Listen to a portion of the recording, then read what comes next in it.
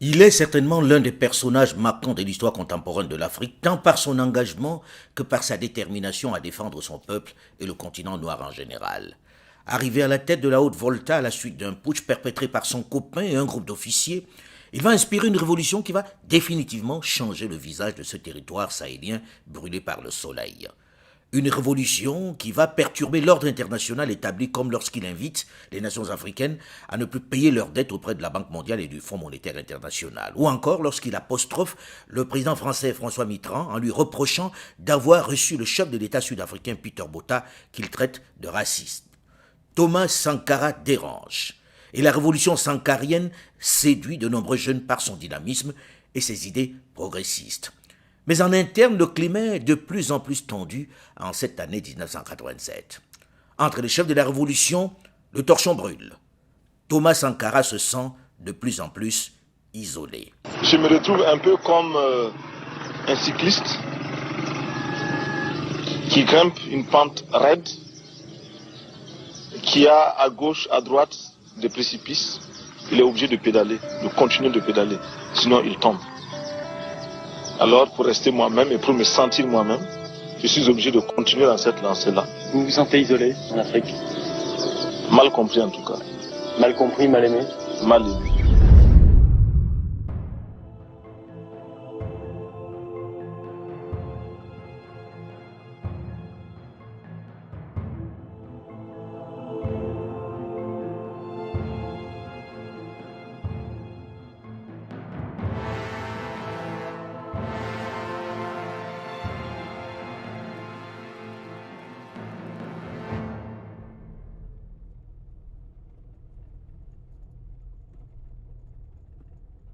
Ce 15 octobre, un jeudi, jour du sport de masse, le président du Faso, Thomas Sankara, après une courte sieste, a rendez-vous au Conseil de l'Entente pour une réunion sur la création du parti.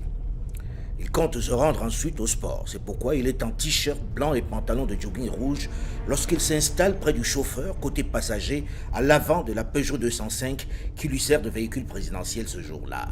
Comme d'habitude, il a pris du retard sur le début de la réunion puisqu'il est 16h20 lorsqu'il arrive au Conseil de l'Entente. La réunion devait démarrer à 15h. Les autres sont déjà sur place et l'attendent. Le président et les gardes du corps sont en tenue pour aller pratiquer leur sport de masse et ne sont donc armés que de leurs pistolets automatiques.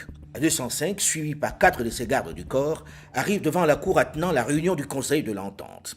Les chauffeurs, après avoir garé leur véhicule, sortent et s'installent à l'ombre des grands arbres. Et je vous dis, moi j'avais 45 éléments qui étaient là pour la sécurité. Il y avait la sécurité d'une manière générale et la sécurité rapprochée du président. Comme c'était corsé et comme la zizanie était créée le 15, non, à une certaine période, là, on a défendu le mixage justement de la sécurité. C'est-à-dire, la sécurité rapprochée là était carrément détachée des autres. C'est-à-dire, pas de contact avec justement ceux du conseil. Le palais est là, avec le président à côté, la garde rapprochée, personne ne s'en mêle. Donc c'était comme ça. Quand le tigre est quitté, aller maintenant dans le pêle-mêle, qu'est-ce qui était contrôlable? À 16h35, le président prend place au bout de la table de réunion. Alouna Traoré, qui revient du Bénin en mission d'information pour la création du parti, commence son rapport. Mais il est interrompu par un bruit qui vient de la route. Un bruit de voiture qui se rapproche. Le président du Faso, agacé, se demande ce que c'est. Le véhicule s'arrête devant le portail.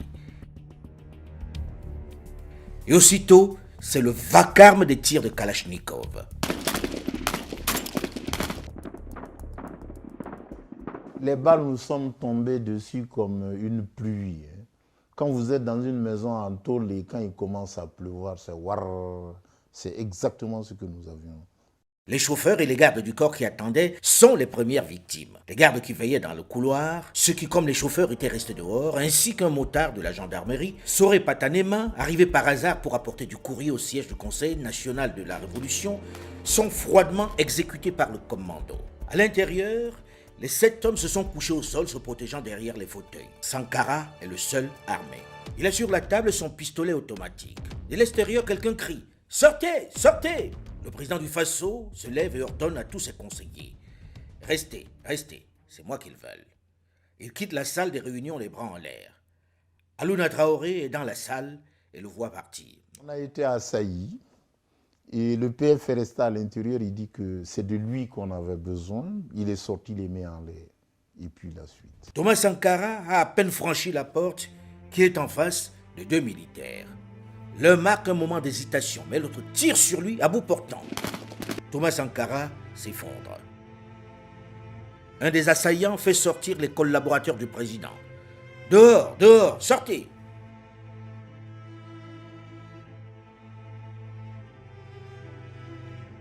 Une fois à l'extérieur, devant la détermination du commando, apeuré, l'un d'entre eux essaie de retourner dans la pièce. Il est abattu d'une rafale dans le dos. C'était Philippe Zagré. Tous les autres sont abattus dans la foulée. Toutes les personnes présentes dans l'enceinte du conseil pour cette réunion ont été tuées. Toutes sauf une. Par peur ou par réflexe, elle s'est jetée à terre. Alouna Traoré, il est au milieu des cadavres, mais il n'est pas blessé. Au moment où il s'interroge couché dans cet enfer sur ce qui va lui arriver, un des assaillants qui a remarqué qu'il est encore vivant crie « Il y en a un qui est encore vivant, celui qui est tout en bleu. Lève-toi, lève-toi !» Il se met debout, mais on lui intime à nouveau l'ordre de se recoucher. Pendant ce temps, les autres tirent en l'air pour laisser croire à ceux qui sont à l'extérieur que les combats font rage dans l'enceinte du Conseil de l'Entente. Un des putschistes s'avance vers Alouna Traoré. Il le connaît bien puisqu'ils font du sport ensemble. Et il se souvient de lui comme faisant partie de la garde du numéro 2 du Faso, Blaise Compaoré. Il lui annonce qu'il va l'achever. Mais un autre qui est visiblement le chef de commando s'interpose. L'un d'entre eux lui fait remarquer qu'il a tout vu et qu'on ne peut pas le laisser partir comme ça. « Tu vas rejoindre les autres », lui dit-il. Alouna Traoré est dans un brouillard. Il ne réalise visiblement pas ce qui lui arrive. Alors il demande une chose surprenante. Il veut faire pipi d'abord. Oui, il veut faire pipi avant qu'on ne le tue. Il faut dire qu'il connaît la majorité de ses agresseurs. Mais quand même. Pour la petite confidence, j'ai simplement dit je vais uriner. Pour moi, je pensais qu'après les urines, c'est fini, j'allais rejoindre les autres. Et puis, bon, j'ai vidé tout ce que j'avais dans mon organisme ce jour-là. Et puis après, rien ne m'est arrivé. Je suis reparti à la maison.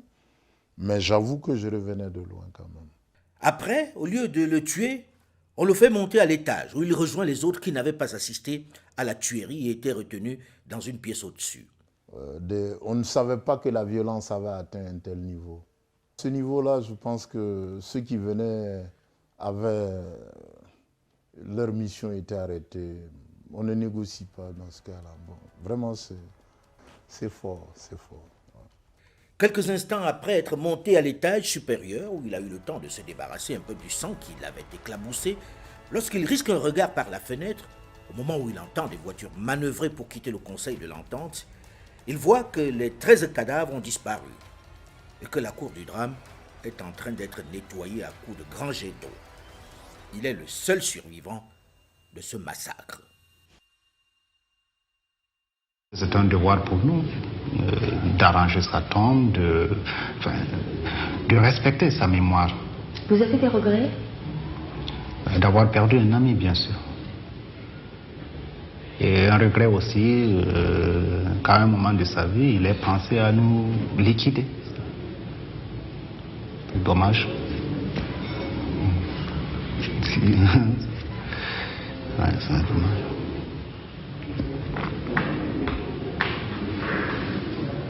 Enterré à la hâte avec ses camarades dans la banlieue de Ouagadougou, il faudra attendre 34 ans à la faveur de la chute de son tombeur Blaise Compaoré justement pour qu'enfin s'ouvre un procès sur cet assassinat.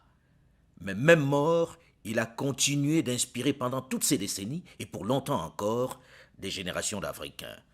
Un modèle dans son engagement pour la cause panafricaine qui a su placer le Burkina Faso sur la carte du monde.